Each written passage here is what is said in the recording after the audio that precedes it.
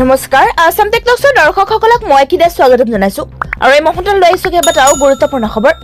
আজি হৈছে 8 নৱেম্বৰ আৰু আজি ভাৰতৰ লগতে অসমৰ বিভিন্ন প্ৰান্তৰ পৰা এনে ধৰণৰ খবৰসমূহ নিতৌ চাবৰ কাৰণে আসাম টেকনক্স চেনেলটো সাবস্ক্ৰাইব কৰি কাষত থকা বেল আইকনটো প্ৰেছ কৰি দিব। তো বন্ধু-বান্ধৱীসকল আহক আজি গুৰুত্বপূৰ্ণ খবৰকেইটা আৰম্ভ কৰো। দৰ্শকসকলে এই মুহূৰ্তৰ খবৰটোতকৈ ডাঙৰ খবৰটো হৈছে 16 বছৰৰ তলৰ শিশু এতিয়া ব্যৱহাৰ কৰিব নোৱাৰিব ছ'চিয়েল মিডিয়া। ছ'চিয়েল মিডিয়া ব্যৱহাৰ কৰিলে এতিয়া ভৰিব লাগিব জৰিমনা কঠোৰ শাস্তি। ছ'চিয়েল মিডিয়া ব্যৱহাৰৰ ক্ষেত্ৰত নতুন আইন আনিব চৰকাৰে।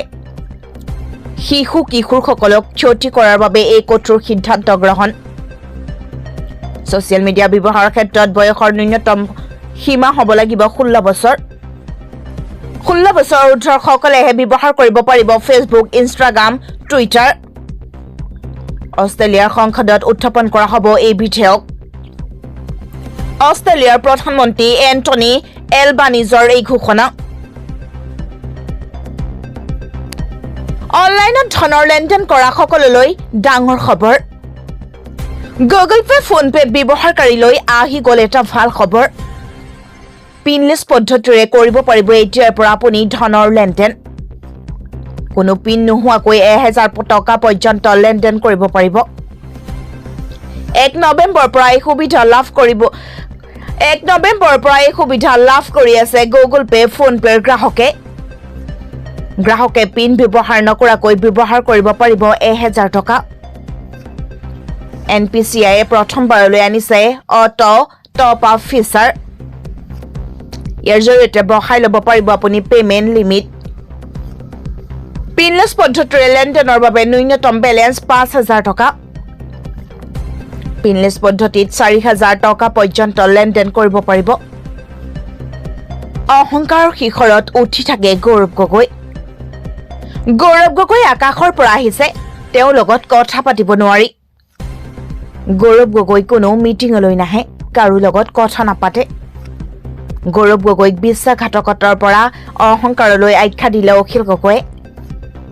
বিপদৰ সময়তহে কংগ্ৰেছে আমাক বিচাৰে, ভাল অৱস্থা হোৱাৰ লগে লগে তেওঁলোকে আমাক গুৰ মাৰে। কংগ্ৰেছৰ 2 নম্বৰীত আমি নাথাকো, স্পষ্ট কথা। থানাত চাহ খাব লাগিব ৰকিবুল হুছেইনে।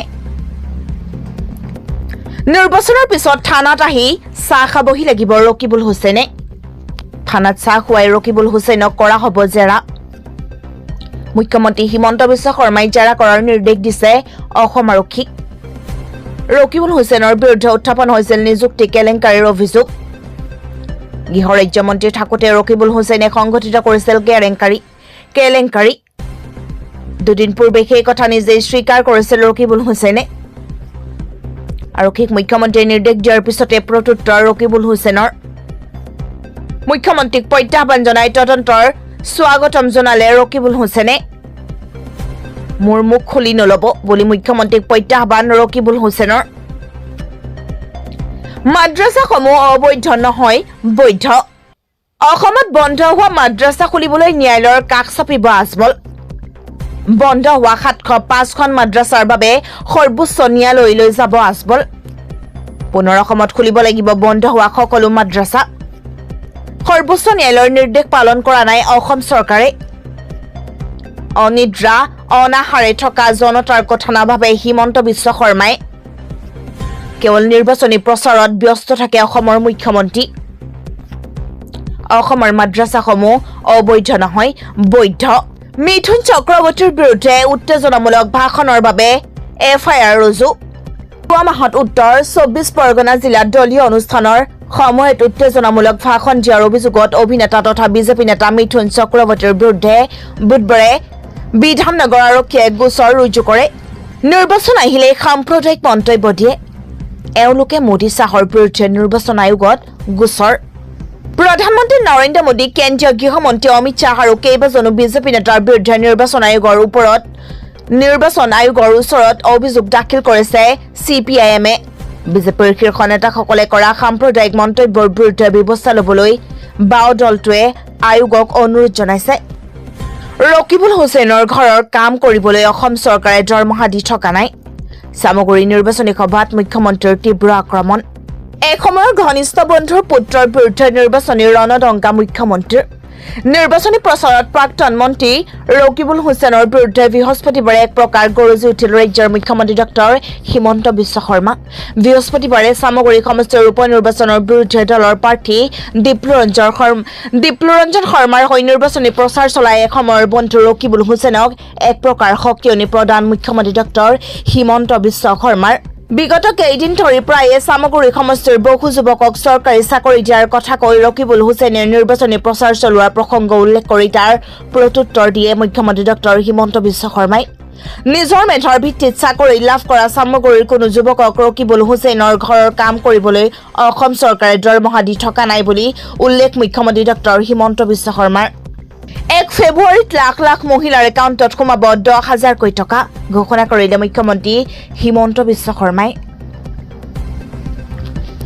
উপনিৰ্বাচনৰ প্ৰচাৰৰ মাজতে বৃহৎ ঘোষণা কৰিলে মুখ্যমন্ত্ৰী ডক্টৰ হিমন্ত বিশ্ব শৰ্মাই লাখপতি বাইদেউ আঁচনিৰ ধন প্ৰদানক লৈ ডাঙৰ ঘোষণা কৰিলে মুখ্যমন্ত্ৰী ডক্টৰ হিমন্ত বিশ্ব শৰ্মাই 1 ফেব্ৰুৱাৰীত আত্মসহায়ক গোটৰ লাখ লাখ মহিলাৰ একাউণ্টত সোমাব ধন ৰাজ্যৰ লাখ লাখ মহিলা একাউণ্টত 10,000 টকাকৈ লাভ কৰিব এই ধন 1 ফেব্ৰুৱাৰীত অসমৰ জনপ্ৰিয় মুখ্যমন্ত্ৰী ডক্টৰ হিমন্ত বিশ্ব শৰ্মাৰ জন্মদিন মুখ্যমন্ত্ৰীৰ জন্মদিনৰ দিনাই আত্মসহায়ক গোটৰ মহিলাৰ একাউণ্টত সোমাব 10,000 কোটি টকা মুখ্যমন্ত্ৰী হিমন্ত বিশ্ব শৰ্মাৰ বিৰুদ্ধে গুৰুতৰ অভিযোগ সাংসদ পাপলু যাদৱৰ ঝাৰখণ্ড বিধানসভা নিৰ্বাচনৰ দিন চমু চাপি অহাৰ লগে লগে ৰাজনৈতিক ক্ষেত্ৰখনত নেতাসকলৰ মাজত বাকযুদ্ধ তীব্ৰত হৈ পৰিছে ইণ্ডিয়া এলায়েন্সৰ প্ৰাৰ্থীৰ সপক্ষে প্ৰচাৰ চলাবলৈ আজি ঝাৰখণ্ড ভৱনলৈ অহা সাংসদ পাপলু যাদৱে হিমন্ত বিশ্ব শৰ্মাক তীব্ৰ ভাষাৰে সমালোচনা কৰে অৱশ্যে বিজেপিয়ে ইয়াৰ যোগ্য প্ৰত্যুত্তৰ দিয়ে কংগ্ৰেছ ভৱনত সংবাদ মাধ্যমৰ সন্মুখত সাংসদ পাপলু যাদৱে বিজেপিৰ বিধানসভা নিৰ্বাচনৰ সহপ্ৰভাৰী তথা অসমৰ মুখ্যমন্ত্ৰী হিমন্ত বিশ্ব শৰ্মাক লক্ষ্য কৰি কয় যে তেওঁ গুণ্ডাৰাজ ঝাৰখণ্ডত নচলিব পাপলু যাদৱে হিমন্ত বিশ্ব শৰ্মাৰ অপৰাধমূলক ইতিহাস উদঙাই দি তেওঁ আলফাক ধন যোগান ধৰাৰ লগতে তাদাৰ অধীনত পঞ্জীয়ন হোৱা গোচৰত অভিযুক্ত হোৱাৰ অভিযোগ উত্থাপন কৰে কেৱল এয়াই নহয় পাপলু যাদৱে হিমন্তক কংগ্ৰেছ নেতা মানৱেন্দ্ৰ শৰ্মাৰ হত্যাকাণ্ডৰ সৈতে প্ৰত্যক্ষভাৱে জড়িত বুলি অভিযোগ উত্থাপন কৰি তেওঁ ঘৰৰ পৰা অস্ত্ৰ শস্ত্ৰ উদ্ধাৰ হোৱাৰ বাবে আইনৰ অধীনত গোচৰ ৰুজু কৰা হৈছে বুলিও উল্লেখ কৰে ককা পুত্ৰ নাতি MLA হ'ব বাকীবোৰে আমুল গাখীৰ খাই থাকিব লাগিব কংগ্ৰেছৰ পৰিয়ালকেন্দ্ৰিক ৰাজনীতিক লৈ সৰব মুখ্যমন্ত্ৰী ঝাৰখণ্ডৰ নিৰ্বাচনী ব্যস্ততাৰ মাজতে সাময়িক বিৰতি লৈ অসমৰ মুখ্যমন্ত্ৰী হিমন্ত বিশ্ব শৰ্মাৰ ধাৰাবাহিকভাৱে তৃতীয় দিনৰ বাবে অংশগ্ৰহণ কৰিলে অসমৰ বিধানসভা উপ নিৰ্বাচনৰ প্ৰচাৰ অভিযানত বৃহস্পতিবাৰে অংশগ্ৰহণ কৰিলে বিহালীত 2খন আৰু সামগ্ৰী সমষ্টিত 1খন মুঠ 3খনকৈ নিৰ্বাচনী সভাত 2টা সমষ্টি বিজেপি আৰু কংগ্ৰেছৰ বাবে সন্মান ৰক্ষাৰ যুঁজ হৈ পৰিছে বৃহস্পতিবাৰে সন্ধিয়া বিহালীত কংগ্ৰেছৰ সাংসদ তথা লোকসভাৰ উপদলপতি গৌৰৱ গগৈক প্ৰত্যাহ্বান জনাই সন্ধিয়া হিমন্ত বিশ্ব শৰ্মাই বিহালীত অংশগ্ৰহণ কৰিলে এক বিশাল ৰোড শ্ব' নিৰ্বাচনী সভাত প্ৰধানমন্ত্ৰী নৰেন্দ্ৰ মোদীৰ প্ৰশস্তি গীতত মন ভৰাই নৃত্য কৰি বিজেপিৰ বাবে হিমন্ত বিশ্ব শৰ্মাই কৰিলে ভিক্ষা মাছ দেখিলেই জিভাৰ পানী পৰে নেকি আপোনাৰ তেন্তে সাৱধান হওক পৰিব পাৰে ডাঙৰ বিপদত মাছ আপোনাৰ প্ৰিয় বুলিয়েই ভুলতো নাখাব মাছৰ এই অংশ আপোনাৰ শৰীৰৰ বাবে মাৰাত্মক ক্ষতিকাৰক মাছৰ এই অংশ বিশেষজ্ঞৰ মতে মাছৰ কোন অংশ খাব নালাগে জনাই আছো সবিশেষ ভিডিঅ'টো শেষলৈকে চাব লগতে ভিডিঅ'টো লাইক আৰু শ্বেয়াৰ কৰি আনকো জানিবলৈ সুবিধা কৰি দিয়ক বহু মানুহৰে মাছ প্ৰিয় কিন্তু খাবলৈ ভাল পালে বুলিয়েই মাছৰ সকলো অংশ নাখাব সেয়া একেবাৰে ক্ষতিকাৰক হ'ব পাৰে বিশেষজ্ঞসকলে জনাইছে মাছৰ কোন অংশ স্বাস্থ্যৰ বাবে ভাল কোন অংশ ক্ষতিকাৰক মাছ প্ৰটিনেৰে ভৰপূৰ নদী খাল বিল আৰু সাগৰত বিভিন্ন ধৰণৰ মাছ আছে ৰৌ ভকুৱা কাৱৈ পুঠি মিঠা পানীৰ মাছ ৰূপচন্দা ভেটকি লাখা ইলিছ আদি